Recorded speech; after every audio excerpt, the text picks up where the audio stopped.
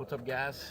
So we're 3 classes in, and I feel like in all three classes that we've done, I personally have left out a whole lot of information that I should have shared to help to make the tasks easier and to make everything come together better. So what I figured I would do is I'd try to shoot some videos to share with you guys the things that I left out, the pertinent information that we were missing. So the first piece of information would be that when we're building a fire, I'm going to give you some detail when I get up closer to the camera about what size small sticks are and what size big sticks are. I'm also going to go over how to use a fire steel in a little more detail once I come up a little closer to the camera.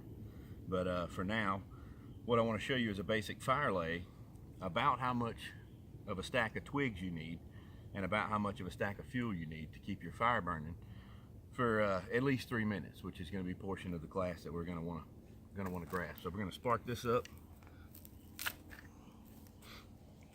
get this thing going, see if we can't get it to a spot where it'll take off and burn while we talk.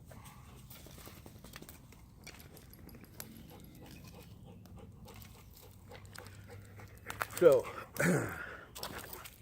when we were talking about the fire steel, one of the main things that I felt like I left off would primarily be how to hold your knife or your striking object against your fire steel. And the proper angle for that is going to be at 45 degrees. The way we can know what 45 degrees is we're going to look at about the approximate width of the knife, and we're going to try to hold that about that width off of the striker, and then we're going to get the optimum amount of sparks that way. So with that piece of knowledge, the next thing that I probably left out would be where the sparks are going to go when you spark the fire steel. They're not going to fall behind it. So if you got a pile of tinder, you don't want to put your fire steel in the front of the tinder. You're going to want to put it on the back side. And what I've done is I cut a hole in a piece of paper so that we can kind of see when we strike the fire steel where in relation to where the steel is, where all of the sparks are going to fall. So when you're building your tinder bundle and you've got your tinder bundle built, you don't want to put your fire steel on the opposite side of you from the tinder bundle. You want to bring it on your side of the tinder bundle so that all the sparks that you're throwing are falling to the front. Another small detail that to me makes a big difference is making sure that you have a 90-degree spine on your knife. Some knives are going to come with that. This is the Bushcraft Black. It has it already. Some knives are not. Like my Essie, when I bought it, I had to grind the spine to get that 90-degree edge, because we really want to spark this fire steel with the back side of our knife as opposed to the blade.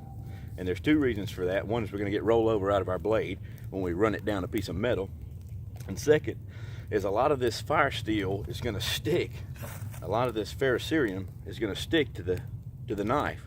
When we make a knife, a good knife, and we make it where it's going to hold an edge, we heat treat it.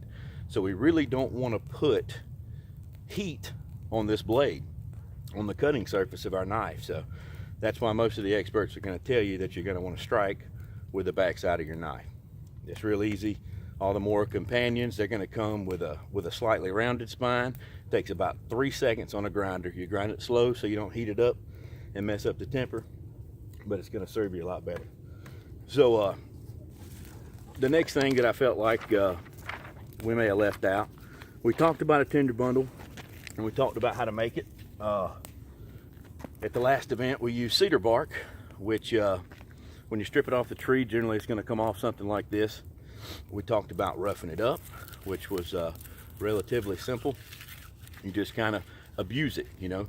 You agitate it and you take it from that strippy way that it was into a more hair-like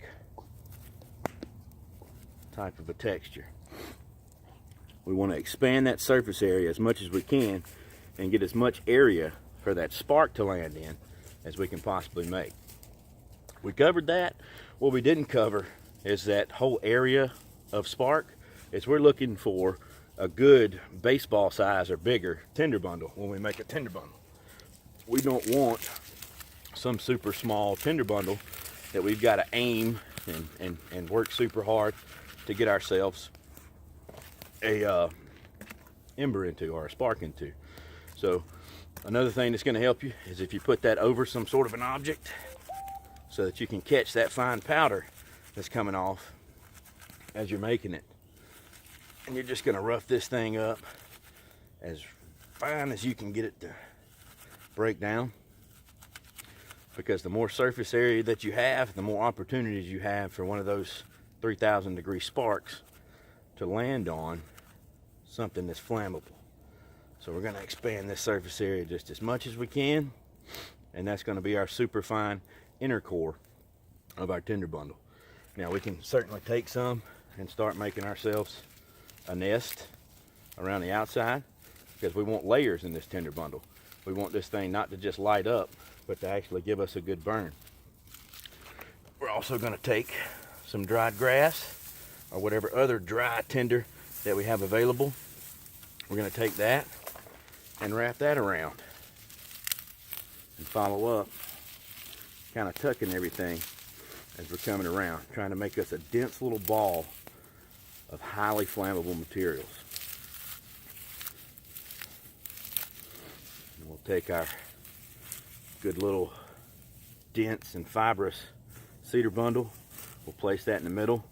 Now we've got an area to really catch a spark, and it's so dense you can't see through it, so it's not going to let that spark fall through and land on something else. It's going to give it a good surface area. Now one of the things that you're not going to want in your tinder bundle, this is the same grass that I just used, and this is the root end, and you can see just how wet that is. So when you're picking it, you want to make sure that you're not including this portion in your tinder bundle. So, but our tinder bundle, we just saw how we establish ourselves a good, I don't know, 1.5 by 1.5 pile of twigs. We get ourselves the twigs that are going to be pencil sized and smaller, way smaller than my pinky finger. We want them tiny, tiny, tiny, so that they'll ignite quickly. If they're a little damp, they're going to dry out quickly, and they're going to help us to build a small coal bed to help our fire be established faster. One of the other major important features of a stick that you're going to put on your fire, especially in your initial fire lay, is this: snap. It gives you that pop when it breaks, so you can tell it's dry and you can tell it's dead. A green stick's always going to have some sort of moisture in it. So after we get our smalls established, that's all pencil sized and smaller, then we're going to step up to pencil sized and bigger. And your fuel is really what we're getting into now. This is going to be the kind of wood that you're going to want to keep on there all night. The small, pencil sized and smaller, are going to burn up really fast. They're going to give you some good heat to help you to ignite the bigger sticks like this. Pencil size to about thumb thickness is what I like to put on next. That'll give me some coal, some real coal bed. I don't know if you guys can see the fire over here, but we got a good orange glow going on in the bottom of it. And all we did is lit this tinder bundle up under the twigs and let them burn the fuel.